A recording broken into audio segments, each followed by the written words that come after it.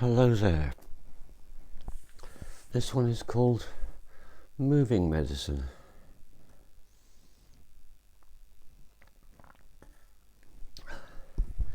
Yesterday in mid-afternoon, my friend Paul helped me with his Suzuki Jimny, and together we loaded the last 55 bags of compost, which were part of my very first raised bed, which I built in the polytunnel. And I feel that moving is a medicine. In fact, I feel it's a great medicine, much more powerful than I realise. I've moved house so many times, but it's rare that I have moved house and also moved garden. So a little bit of Palo Santo for this time in the night. Thank you, Palo Santo Spirit. I also moved the last 6 planks and 2 ends which made up the frame of that raised bed. And when the last bags were stowed in the car and I went, I had a little look at the back garden. No trace of the polytunnel, of the deep bed and the backyard part of the garden.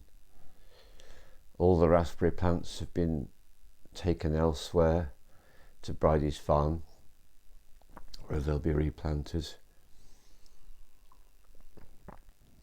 It's a beautiful expression of the death card in the tarot deck, because the death card is all about endings, and therefore, of course, if it's about endings, it's about beginnings too. So here I find myself in this really tangible, that's the right word to use, representation of years of my life. And you can see behind me, you can see this, and I think it's very funny. This is normally tucked away in the attic of the old house, and eventually it will find its way into the attic of the new house. But all of my energy has been devoted to restoring both the front and the back gardens, and even the back driveway where I parked my car, to the same state as it was in when I arrived, as much as is possible. There's one really big glaring exception to this, which is that a little bird dropped, or probably pooped out, a seed from an elderberry, and that elderberry has grown into a tree. And that tree is a lot taller than I am, and that's all happened in the less than 5 years I've been living there.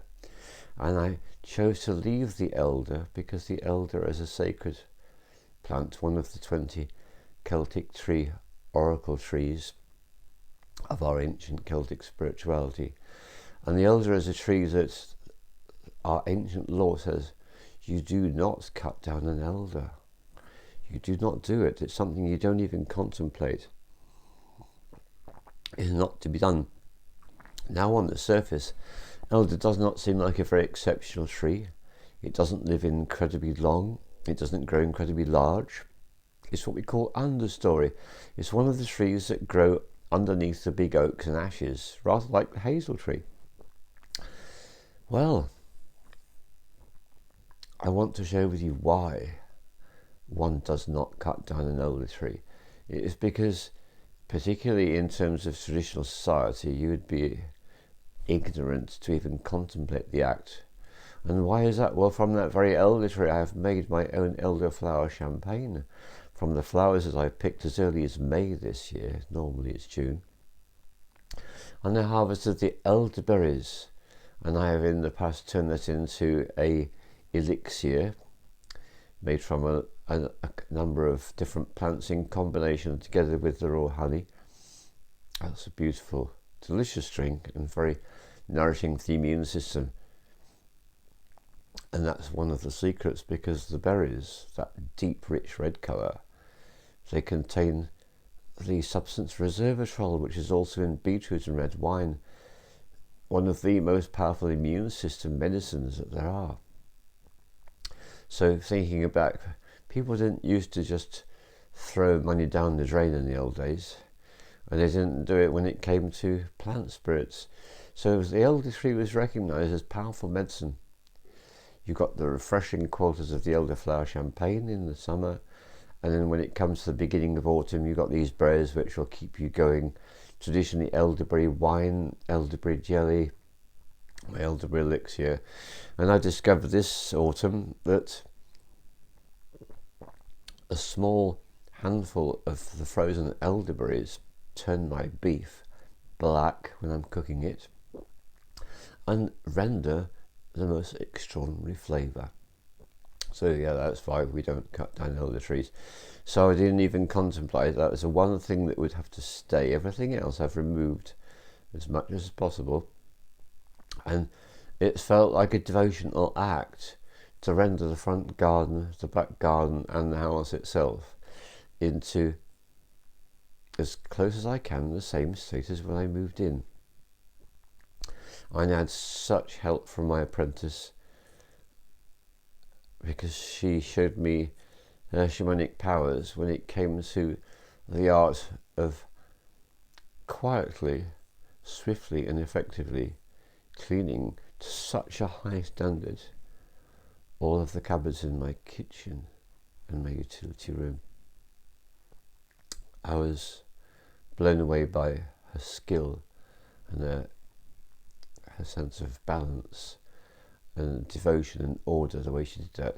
Truly miraculous to experience. So most of the time I've been doing this on my own, and it's felt right because this is my stuff. I should take responsibility. I used to should there, yeah. I felt like I should take responsibility as much as possible. And then people did offer help, and I did very gratefully receive it. And I would say that she was the first one to provide really crucial help to prepare the house ready to leave. And then gradually other people did, and all sorts of people. Waxara's current partner did, various people did, and a lot of the family helped too.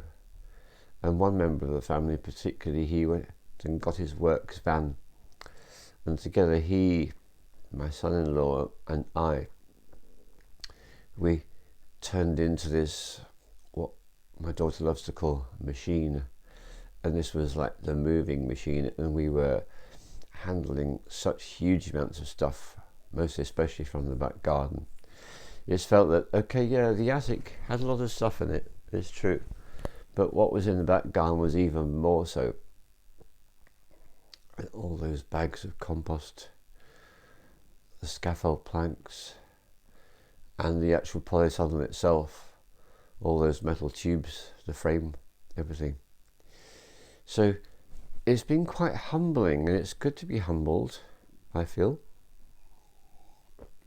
and to realise, wow, what a lot of time and energy and money and work I'd put into creating the polytunnel, the deep bed, the raspberry beds. And I've had such pleasure in giving away so many raspberries, tomatoes, and other vegetables and fruits over the times I've been there. Blueberries, it's been wonderful. Taking them to Glastonbury Fridge, showing them with the family, showing them here, there and everywhere.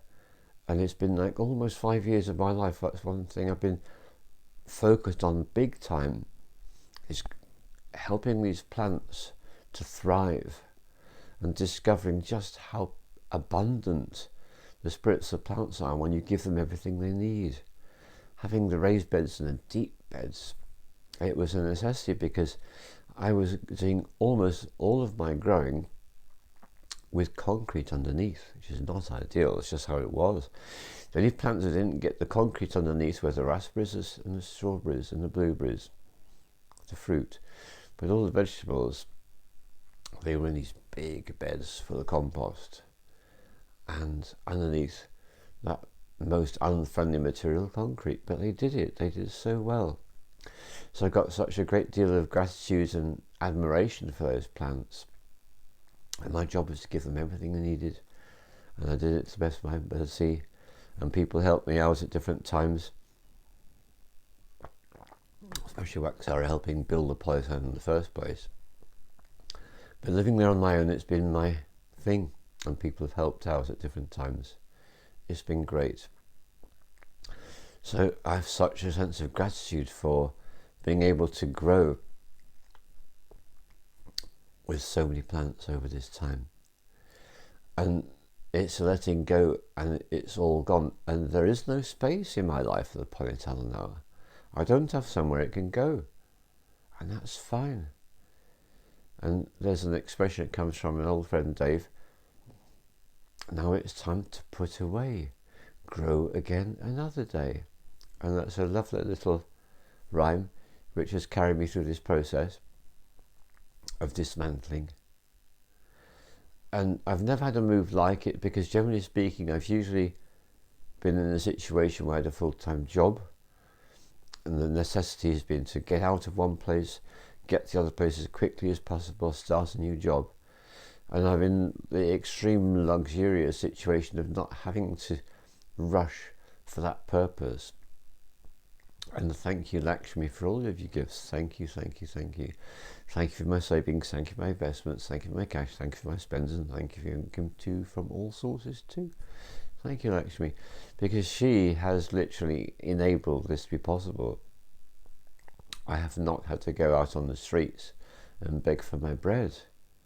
It's been great. Being able to devote the time and the energy to this. And here's the other thing I want to speak about. This move has made me so strong, and months before it really kicked off and started big time, I knew it was going to be a big challenge for my body, because I went through what I thought was going to be 1 year, and then I thought it was going to be 2 years, and it was more than 2 years of deep inner work, deep recapitulation, doing the thing that I'd not really done at all in my life, which is to look back and to be aware and to rekindle the memories of all of the events in my life. And it began by starting really by writing up the traumas, and it ended up being a huge process. And so much of that time, more than 2 years, I became less physically active because I was doing all this inner work, which meant thinking, a lot of remembering, a lot of being in the memories. And so I knew that this year I needed to have the antidote, the prescription to that, and a lot of hard work. So I've been able to help a lot of people doing things that they needed to have done. Great pleasure doing that. Special thanks to Deborah for giving me lots of really fascinating and interesting projects to help with, which involve me to use my skills of moving, carrying, making. I've loved all of it. It's been such a pleasure. Until really this summer, the focus moved from other people to my own journey with this move, and also a lot of work with helping my daughter with her preparation of her new house and preparation, and then the beginning of the move. The main move, I wasn't there because I had so much to do with this one. So all this has been such a gift. Moving house. And I got my little stick here, so I can just do this. I can just touch this huge pile behind me, because you might not necessarily know what that is. That is a bunch of yurts, part of the yurts. All the sticks for the frames are now nicely stashed outside in the back garden in this big round shape, nearly as tall as me, all covered over and protected, waiting to go into their final storage space, which will happen when I've had time to fully unpack and do more preparations. But they're all safe for now, and this lot's behind me. So when I came into the room yesterday morning, I inhaled this aroma. So when the door to this room is open, I can't smell it. When the door to the room is closed, then I can. And it's the aroma of so many years of yurts, either an individual yurt or an encampment of yurts and other structures, perhaps a dome, perhaps Bender, in Glastonbury Festival and other festivals like the Big Green Gathering, the Northern Green Gathering, and camps like Green and Away, and lots of other camps and special events like the Groundswell Homeless Forum. So many events, these yurts have been taken, transported. And there was one point when the encampments became so large, my friend Dave actually allowed me to make use of his bus. And together we filled his bus with so many yurts and all the paraphernalia and materials that's required, the Berber tent.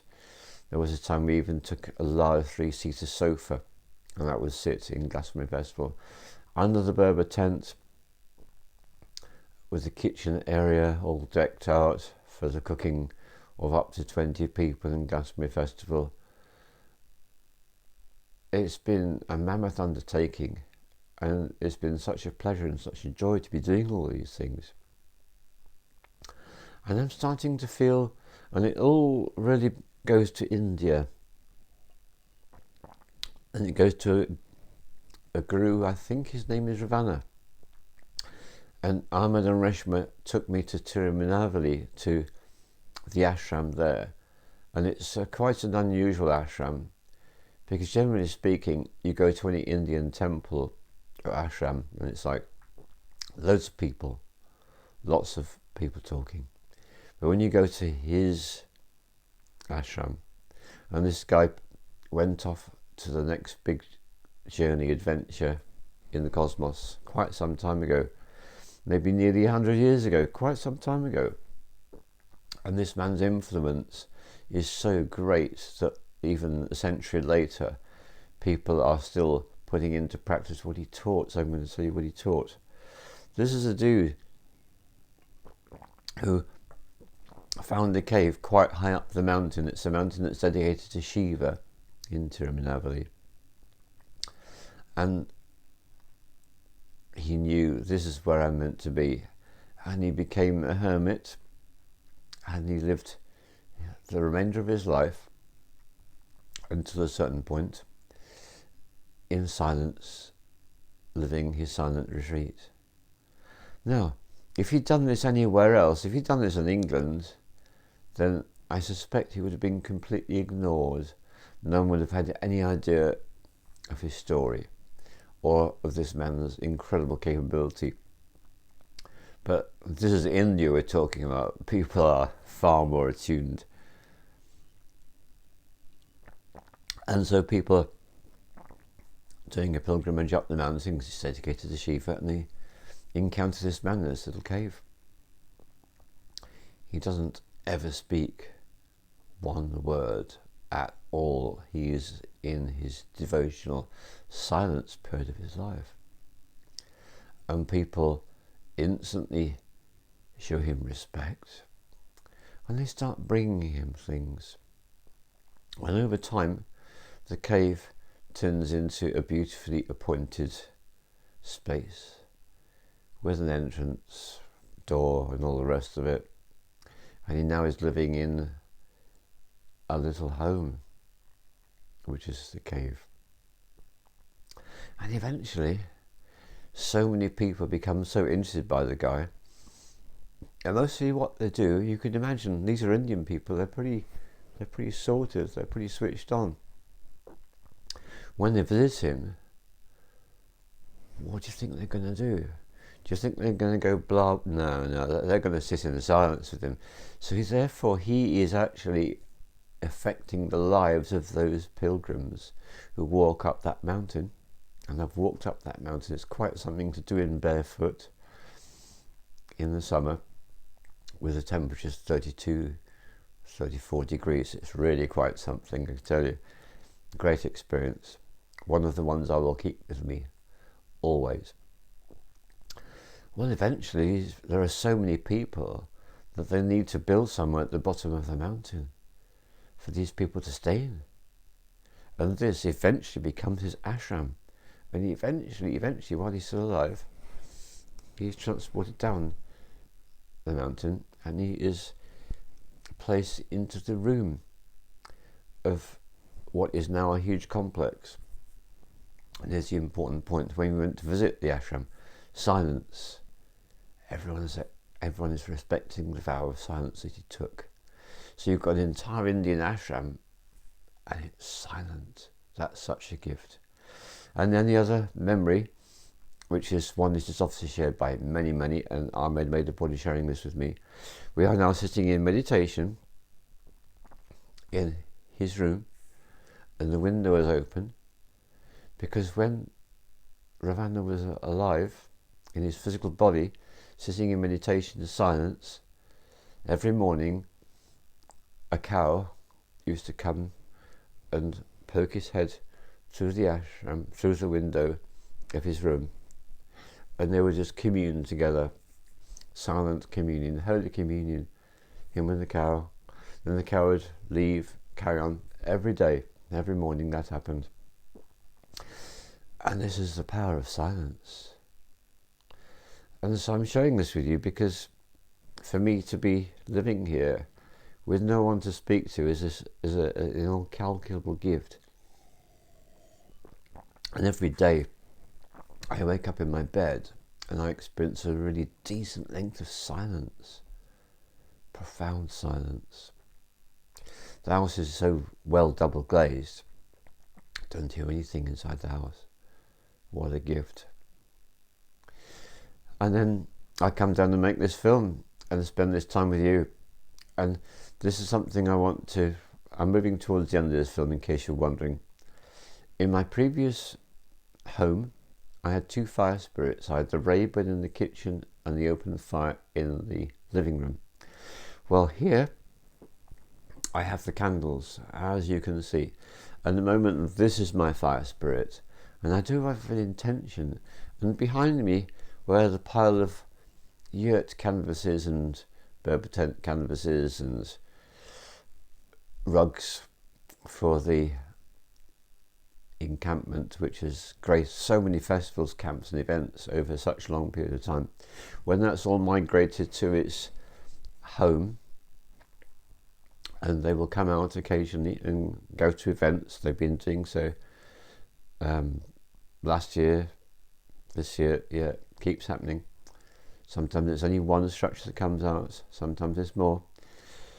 But behind me there is going to be my wood stove, and because there is no chimney, I'm going to have to install the flue, which will run up the back wall behind me, and then it will go out and up the outside of the house.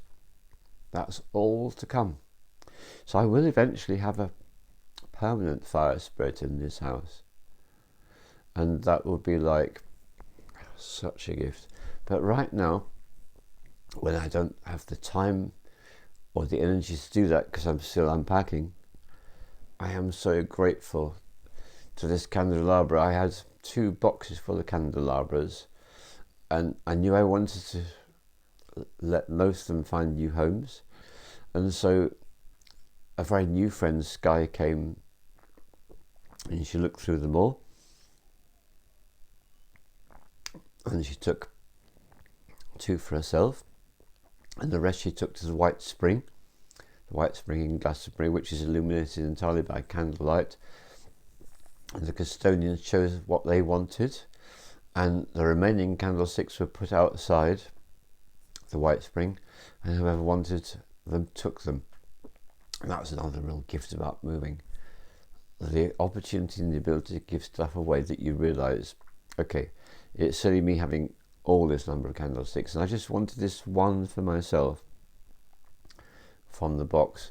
This one actually is on my altar, and this one's been on my altar for years, so I've got these 2. And thank you, Spirits of the Fire. So grateful for providing your light and your warmth. Such a gift. So thank you very much for being with me in the night time and the beginning of the early morning of this day, which is the first day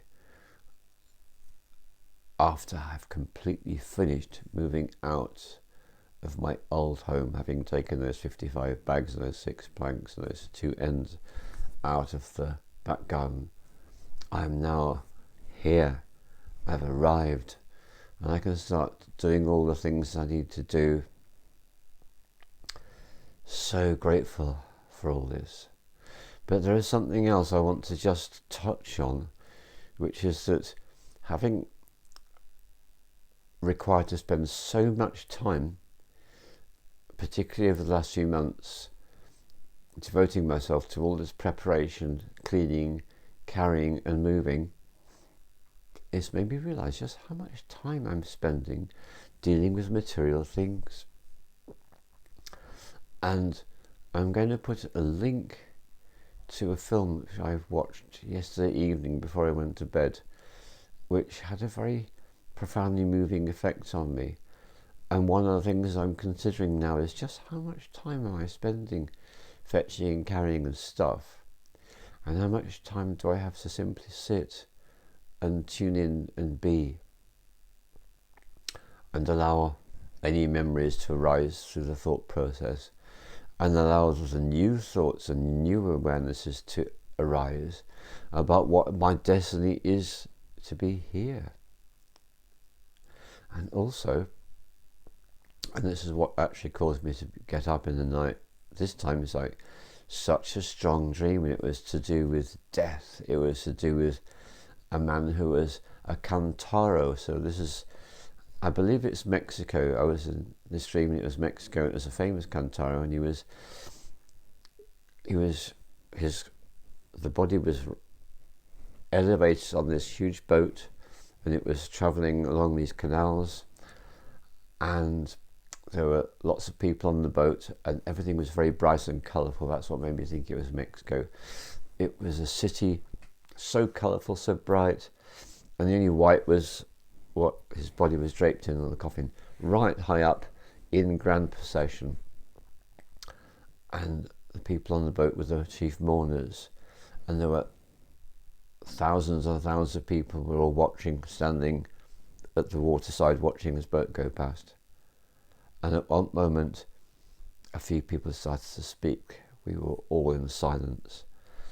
And the chief mourners on the boat, they just turned and they just looked in the direction of those that were starting to make a few words of speech. And it was like, really? You're speaking now? And they turned back. Complete silence. There are so many gifts in silence.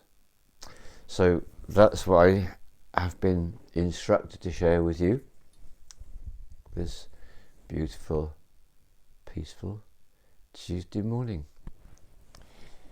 All the love to you, and may you find time to just be and enjoy your moments of silence too.